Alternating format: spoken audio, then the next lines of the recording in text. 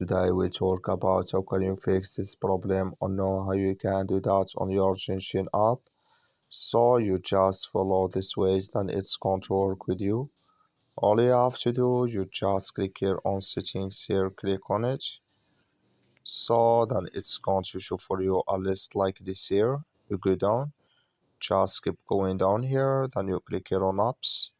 Come to apps list here, then all you have to do next, you just go down here and you're looking for Genshin Impact app, or just click on search. Then here at Genshin Impact, just click on it. You come to next step here, click here on for stop, then you click on OK. So then you go down, just click on storage, come to storage is here, just click on clear cache, then all you have to do, just turn off your Wi-Fi and turn on it again, then it's going to work with you. That's all you have to do. Thank you for watching. Don't forget to support us by liking and subscribe.